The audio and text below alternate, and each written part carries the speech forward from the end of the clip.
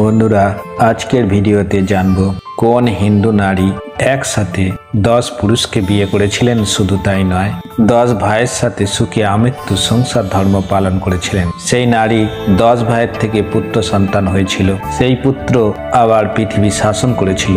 তার থেকে পৃথিবীতে মানব জাতি বিস্তার লাভ করেছিল। এই সবই জানবো। ভিডিওটি খুবই আকর্ষণীয় হবে। ভিডিওটি শুরু থেকে শেষ পর্যন্ত দেখলে জানতে ও বুঝতে সুবিধা হবে। এই কাহিনী পাওয়া যায় বিষ্ণু পুরাণ ও বায়ু পুরাণ থেকে। মহাভারতেও এই কাহিনীর উল্লেখ আছে দ্রৌপদী পঞ্চপাণ্ডবের সাথে বিয়ের সময়। এই গল্পটি বলছেন ঋষি পরাশর তার শিষ্য মৈত্রীকে। গল্পটি বিভিন্ন পুরাণ ও মহাভারতে বিভিন্নভাবে উপস্থাপিত হয়েছে। সে যাই হোক, মূল কাহিনীটি এইরকম। পৃথুর বংশধরদের মধ্যে প্রাচীনরি নামে একজন রাজা ছিলেন, যিনি সমুদ্রের কন্যা সার্বনাকে বিয়ে করেছিলেন। তাদের 2 জনের থেকে 10 পুত্র প্রচেতা জন্মগ্রহণ করেন। ব্রহ্মা প্রাচীনরিকে পৃথিবীতে যাতে মানুষ ভরে ওঠে তা নিশ্চিত করতে বলেছিলেন। প্রাচীনরি তার পুত্রদের উপর এই দায়িত্ব অর্পণ করেছিলেন, অর্থাৎ বংশ বিস্তারের কথা বলেছিলেন। কিন্তু প্রচেতারা এই কাজটি কিভাবে করবেন তা জানতেন না। তখন তারা তাদের পিতার কাছে জানতে চাইলেন। তাদের পিতা প্রাচীনরি বিষ্ণুর কাছে প্রার্থনা করতে বলেছিলেন, কারণ বিষ্ণুই সমস্ত শক্তির উৎস, সমস্ত সমস্যার সমাধান। তিনি বিশ্বব্রহ্মাণ্ড সৃষ্টি করেছেন।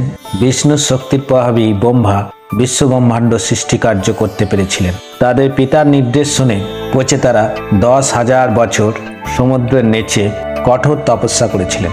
10,000 বছর শেষ হয়ে গেলে বিষ্ণু তার গরুরের উপরে চেপে প্রচেতাদের সামনে আবির্ভূত হন। বিষ্ণু তাদের বর চাইতে বলে। প্রচেতারা বর চান যে তারা যেন পৃথিবীতে বংশ বিস্তার করতে পারে।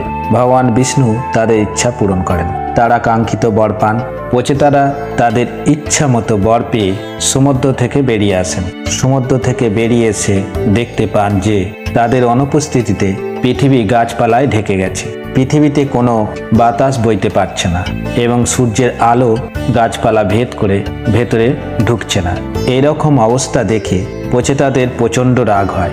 রাগে প্রচেতারা প্রথমে তাদের মুখ থেকে ঝড়ের সৃষ্টি করেন। প্রচণ্ড হাওয়ায় গাছগুলি সব উপড়ে পড়ল। তারপর প্রচেতারা মুখে আগুন তৈরি করে পড়ে থাকা গাছেদের দিকে চালনা করতে লাগলেন। তাদের মুখের প্রচণ্ড আগুনে গাছগুলিকে পুড়িয়ে ফেললেন। সমস্ত গাছ ধ্বংস হয়ে যাচ্ছে দেখে চন্দ্রদেব সহ্য করতে পারলেন না, কারণ তিনি বনস্পতিদের রাজা ছিলেন। তখন চন্দ্রদেব প্রচেতাদের কাছে ছুটে গেলেন এবং তাদের রাগকে শান্ত করার চেষ্টা করলেন। প্রচেতারা শান্ত না হয় সুযোগ বুঝে চন্দ্রদেব তাদের বিয়ের প্রস্তাব দেন। প্রচেতারা বিয়ের প্রস্তাবে রাজি হয়ে যায়। মরিষা নামে এক সুন্দরী মহিলা ছিলেন, যিনি সেই গাছ থেকে জন্মগ্রহণ করেছিলেন। মরিষাকে চন্দ্রদেব লালন পালন করেছিলেন। চন্দ্রদেব মরিষাকে 10 প্রচেতাদের সাথে বিয়ে দেন। চন্দ্রদেব আশীর্বাদ করেন যে তাদের থেকে যে পুত্র হবে সেই পুত্র পৃথিবী শাসন করবে। প্রচেতাদের থেকে দক্ষ নামে এক পুত্র জন্মগ্রহণ করবে, সে পৃথিবীতে বংশ বিস্তার করবে।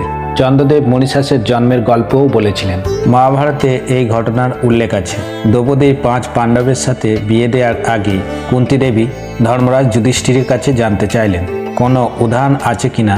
তখন ধর্মরাজ যুধিষ্ঠির উদাহরণস্বরূপ মাকে মরিষাসের 10 ভাইকে বিয়ে করার কথা বলেছিলেন। বন্ধুরা, এইভাবে একসাথে মরিষাসের 10 প্রচেতা ভাইদের সাথে বিয়ে হয়। বিষ্ণুর আশীর্বাদী হাত আপনাদের ছুঁয়ে যাক। সুস্থ থাকুন, ভালো থাকুন। যদি ভিডিওটি ভালো লাগে চ্যানেলটি সাবস্ক্রাইব করবেন। পরের এপিসোডে আরও একটি আকর্ষণীয় ভিডিও নিয়ে হাজির হব। আজকের মতো নমস্কার।